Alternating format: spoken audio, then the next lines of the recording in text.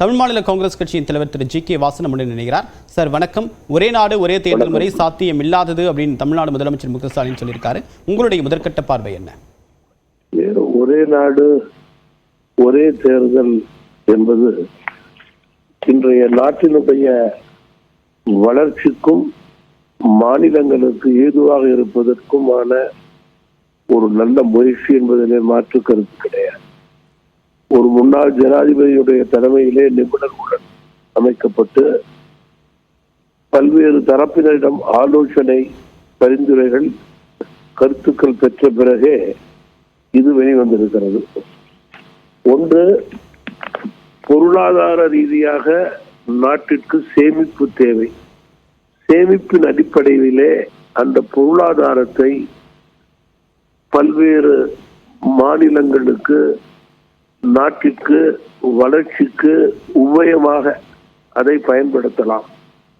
இரண்டு, ஆட்சியாளர்கள் எதிர்கட்சியினர் தேர்தலின் போது மக்களுக்கு கொடுக்கின்ற வாக்குறுதிகளை நிறைவேற்றுவது மிக மிக அவசியம்.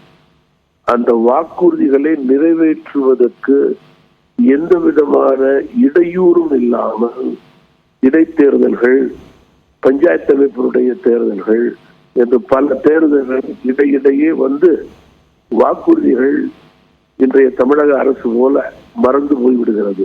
எனவே அதனை முறையாக சரியாக மக்களுக்கு சென்று சேர்க்கக்கூடிய ஒரு வழி. மூன்றாவது,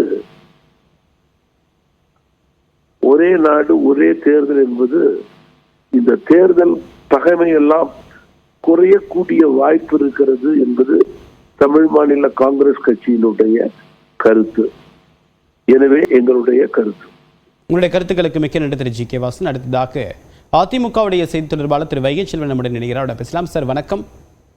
தமிழ்நாடு முதலமைச்சர் மு க ஸ்டாலின் ஒரே நாடு ஒரே தேர்தல் முறை சாத்தியம் இல்லாதது அப்படின்னு தெரிவிச்சிருக்காரு. உங்களுடைய பார்வை என்ன? ஒரே நாடு ஒரே தேர்தல் என்பது குறித்து பல்வேறு சர்ச்சைகள் எழுந்து வருகிறது. ஏற்கனவே ஒரே நாடு ஒரே தேர்தல் குறித்து குழுவெல்லாம் அமைக்கப்பட்டு அது மேதகு குடியரசுத் தலைவரிடத்திலே ஒப்படைக்கப்பட்டது. ஆனால் அதன் பின்னால் இப்போது ஒப்புதல் வழங்கப்பட்டிருக்கிறது. இது எந்த வகையில் இதை நடைமுறைப்படுத்துவது என்பது இன்னும் பல்வேறு ஐயங்கள். ஏனென்றால் நாடாளுமன்ற தேர்தல் முடிந்து அண்மை காலத்தில் தான் முடிந்திருக்கிறது.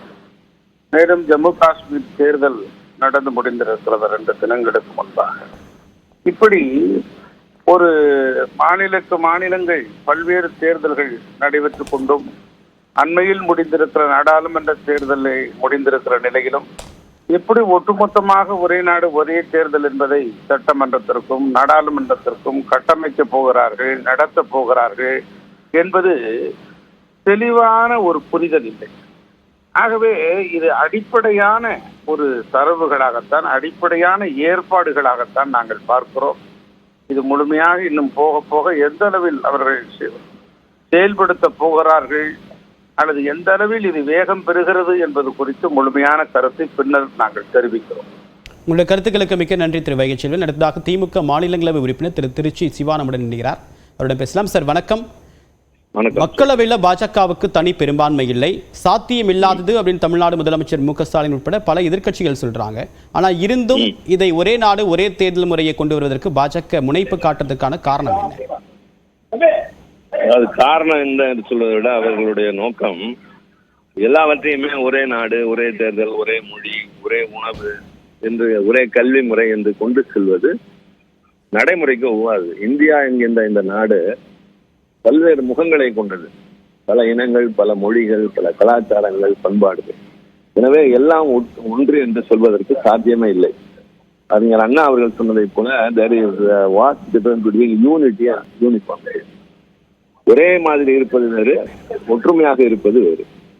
அது மாதிரி இந்த ஒரே தேர்தல், ஒரே நாடு ஒரே தேர்தல் என்று சொல்வது ஒரே நாடு ஒரே தேர்தல் என்பது இந்தியாவை பொறுத்தவரை சாத்தியமில்லை. அதற்கு பல காரணங்கள் இருக்கின்றன. ஒவ்வொரு தேர்தல் மாநிலங்களுக்கும் ஒரு கட்டத்திலே தேர்தல் நடந்து முடிந்திருக்கிறது என்பது நான் முக்கியமாக 2 காரணங்களை சொல்கிறேன். அரசியல் சட்டத்தில் 356வது பிரிவு என்பது இருக்கிற வரை என்னதான் பல்வேறு நடைமுறை சிக்கல்கள் இப்போது அதை நடைமுறைப்படுத்த இருந்தாலும் அப்படி ஒரு பிரிவு இருக்கிற வரை மாநில அரசுகளுடைய தொடர்ச்சியான செயல்பாட்டிற்கு உத்தரவாதம் கிடையாது. அதை நீக்குவதற்கு முதலில் ஒன்றிய அரசு உத்தரவாதம் தருமா? 2வதாக, ஒருவேளை மாநில அரசுகளுக்கு எல்லாத்தையும் ஒன்றாக தேர்தல் நடத்தி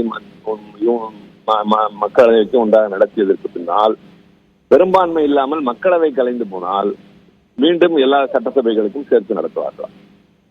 இந்த கேள்வி ஏதோ கற்பனையிலே கேட்கப்படுவதல்ல. 1977, 89, 96, 98 இந்த காலங்களில் எல்லா மக்களவையும் தேர்ந்தெடுக்கப்பட்டவை ஒரு வருடம் 1.5 வருடம் என்றுதான் இருந்திருக்கின்றன. ஆக இதற்கு முன்னுதாரணம் இருக்கிறது. மக்களவை பெரும்பான்மை இல்லாமல் அல்லது ஏதோ ஒரு காரணத்தால் கலைந்து போக நேரிடுமையானால் எல்லா மாநில அரசுகளுடைய தேர்தலையும் கலைத்து விட்டு நடத்துவார்களா? இந்த 2க்கும் அவர்கள் பதில் சொல்ல வேண்டும். நாடாளுமன்றத்தில் விவாதத்தில் வருகிற போது இதை பற்றி நாங்கள் நிச்சயமாக இருக்கிறோம். தலைவர் சொல்லியிருப்பது சரிதான். இந்திய நாட்டை பொறுத்தவரை கூட்டாட்சி தத்துவம் நடைமுறையில் உள்ள இந்த நாட்டில் எல்லாம் ஒன்று என்று சொல்வது சாத்தியமில்லை. எப்படி மொழிக்கு பொருந்தாதோ, எப்படி கல்விக்கு பொருந்தாதோ, அதே போல தேர்தலுக்கும் பொருந்தாது. அதற்கு பல சட்ட ரீதியான சிக்கல்களும் இருக்கின்றன, நடைமுறை சிக்கல்களும் இருக்கின்றன.